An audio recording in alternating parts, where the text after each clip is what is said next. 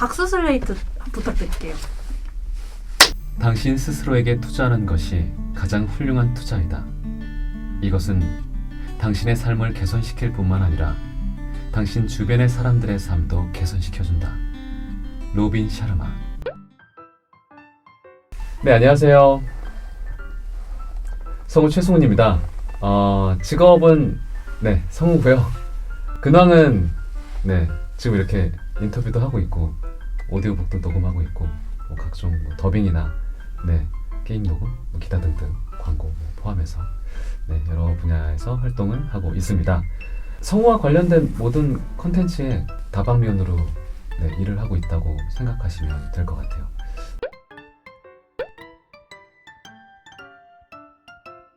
당신 스스로에게 투자하는 것이 가장 훌륭한 투자이다. 이것은 당신의 삶을 개선시킬 뿐만 아니라 당신 주변의 사람들의 삶도 개선시켜준다. 로빈 샤르마.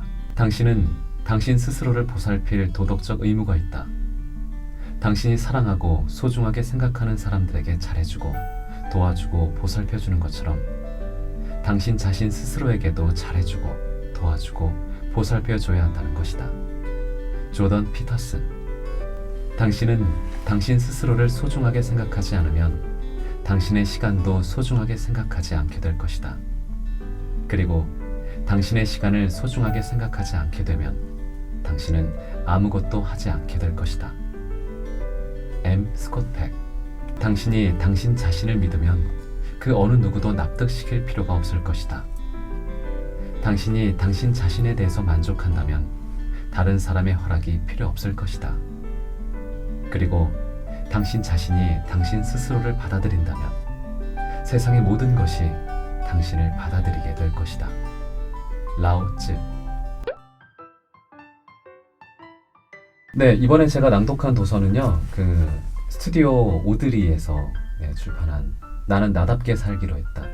손임찬 작가님의 책이에요. 그러니까 이 작가님이 제일교포 출신이시더라고요. 그래서 이제 자기가 어렸을 때부터 겪어온 삶이나 어떤 그런 경험을 토대로 자아에 대한 나를 사랑하는 방법이라든가 트라우마를 없애는 방법, 그리고 자기 자신을 위한 어떤 힐링이나 어떤 그런 것들에 대해서 요목조목 자세하게 서술해 놓으신 그런 책입니다. 읽으면서도 굉장히 저에게도 좀 잊고 있었던 그런 것들을 떠올리게도 해주셨고 이렇게 하면 나에게도 도움이 되겠구나, 그런 것들이 굉장히 많았던 그런 책이에요. 굉장히 추천해주고 싶은, 추천드리고 싶은 그런 책입니다.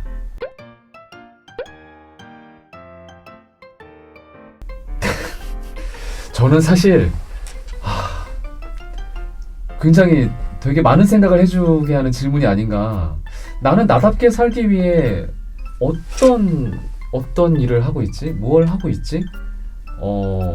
생각을 해봤는데 글쎄요. 제가 직업이 성우다 보니까 어떤 작품을 대할 때라던가 더빙을 할 때라던가 멘트를 할 때라던가 이럴 때 성우 최승훈만의 어떤 그런 고유의 어떤 소리라든가 스타일을 구축하기 위해 노력한다 라고 생각해 볼 수도 있을 것 같고요.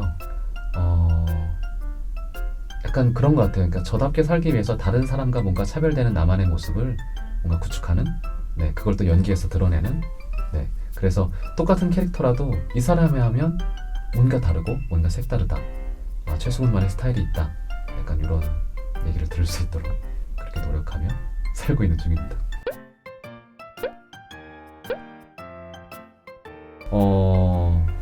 여행 가는 거는 많은 분들이 좋아하시잖아요.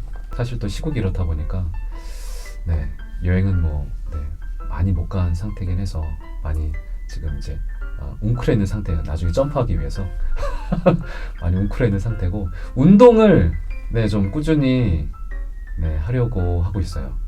거의 꾸준히 하고 있는 편이에요. 그리고 이게 그 책에 나와 있는 대로 운동이라는 게 뭔가 뇌를 깨우는 듯한 어떤 그런 활동이 되고 있는 것 같기도 하고, 확실히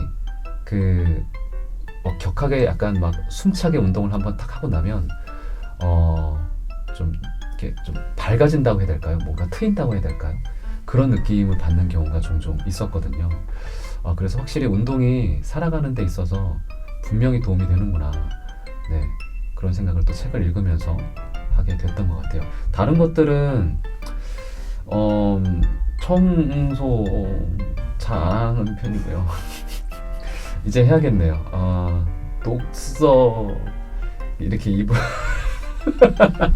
오디오북을 읽으면서 네, 또 이렇게 또 하는 게 또 좋은 거 아니겠습니까?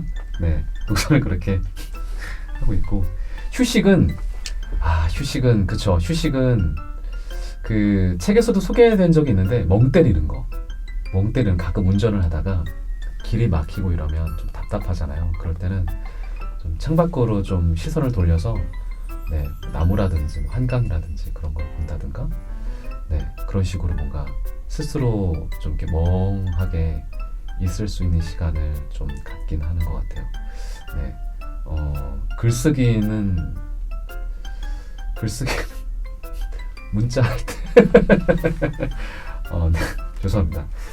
코칭도 네, 아직은 해본 적이 없는데 네, 이제는 해봐야 될 것 같다라는. 코칭은 사실 책에서 소개된 어떤 그런 한 가지의 방법 같은 거라 저는 처음 접하는 느낌이 좀 많이 들었어요. 그래서 네, 그런 건 앞으로 좀 시도해 볼 만한 가치가 충분히 있다라고 생각이 듭니다.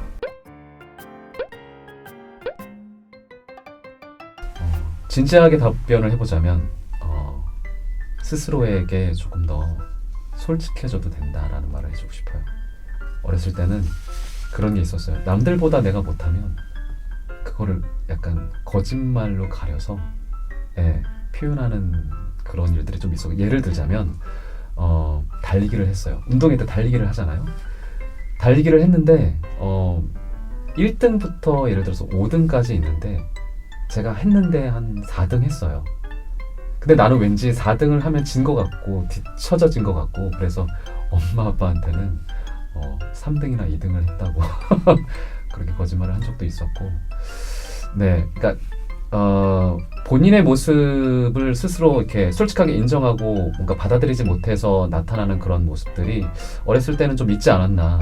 지금도 가끔 그러는지는 모르겠는데 어쨌거나 어렸을 때 제 자신한테는 네, 스스로에게 솔직해져도 괜찮다라는 말을 하고 싶어요. 그리고 그게 좀 토닥여주고 싶어요. 그리고 조금 더 네, 다른 쪽으로 좀 얘기를 해보자면 아빠에게 주식하라고 꼬셔라. 기억해라. 애플, 테슬라. 네가 성인이 되면 그래, 넌 부자가 될 수 있어. 이런 말들. 네, 네, 감사합니다.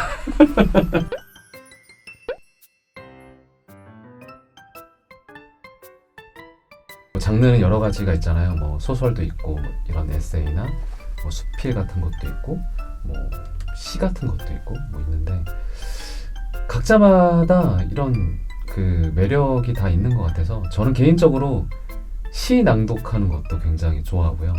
왜냐하면 그 천천히 읽는 그 리듬 속에 온갖 감정이나 느낌들을 많이 담아낼 수 있어서 시 읽는 것도 되게 좋아하고, 소설 같은 건 왜 우리는 요즘 이렇잖아요. 상상할 일이 별로 없어요. 이렇게 뭔가 떠올리고 뭔가 그려내고 이렇게 머릿속으로 그렇게 스스로 생각할 만한 일이 저는 많지 않다고 생각해요. 왜냐하면 워낙 미디어 매체가 많이 발달해 있어서 굳이 상상하지 않아도 뭐 유튜브나 이런 걸 보면 늘 나와 있잖아요. 늘 재밌는 것들이 넘쳐나고 하다 보니까 상상하는 일이 많이 적어지는 것 같아서. 근데 소설을 읽으면 늘 상상할 수 있고 떠올릴 수 있고, 네, 그런 것들이 굉장히 즐거운 것 같아요. 그래서 소설은 되게 그런 매력이 있어서 읽으면 되게 좋고, 네, 이런 에세이 같은 것들은 얻는 정보들이 또 많아서 저도 이번 그 책을 읽으면서 굉장히 도움되는 것들이 많았기 때문에 네, 각자의 매력에서 저는 네, 다 하고 싶어요.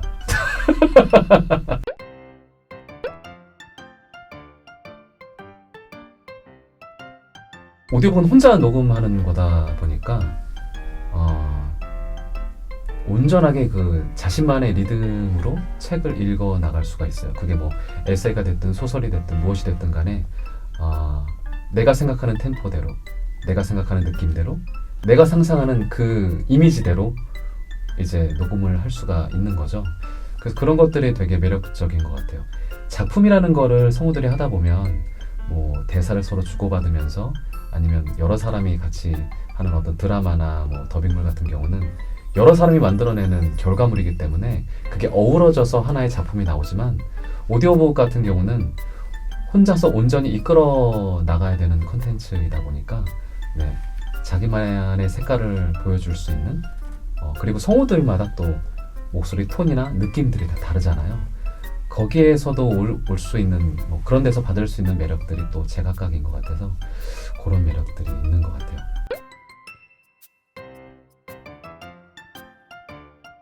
일단 오디오는 주차가 편합니다. 주차가 불편한 데가 많아요.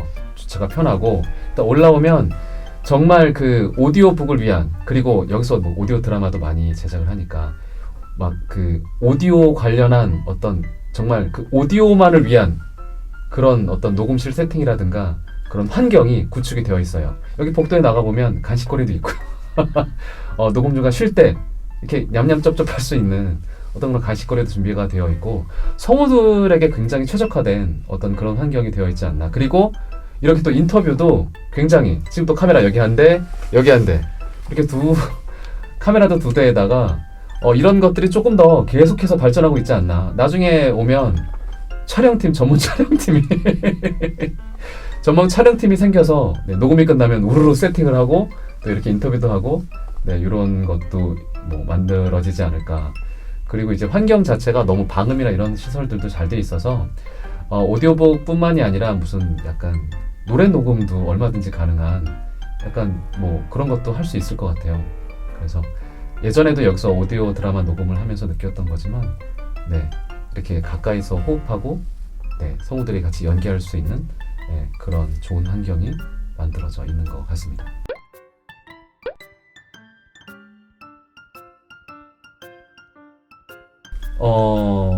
저만의 명언이 하나 있기는 합니다. 제가 그 이메일을 이렇게 예전엔 이메일을 좀 많이 쓰던 때가 있었는데 이메일을 쓰면 맨 마지막에 그 해시태그처럼 제가 좋아하는 명언을 네, 해시태그처럼 붙여가지고 이제 보내곤 했었어요.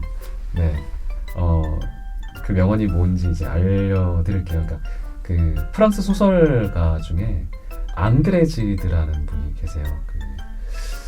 그 어떤 작품이었더라? 그 좁은 문이었나? 네, 그 작품으로 이제 노벨상을 받으신 분이었는데 그분이 하신 명언이 있는데요.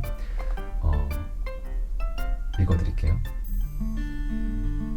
지상에서 아무것도 집착하지 않고 부단히 변화하는 것들 사이로 영원한 열정을 몰고 가는 자는 행복하여라.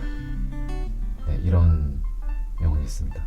그러니까 본인만의 순수한 열정으로 끝까지 네, 자신만의 온전한 모습을 유지하면서 네, 살 수 있는 어떤 도움을 주는 메시지인 것 같아서 네, 이 말이 마음에 들어가지고 네, 그렇게 적어놨었던 것 같아요. 롤모델이라면 뭐 일단 딱 떠오르는 사람이 이제 2명 정도 있는데 저희 아버지랑 그리고 유재석?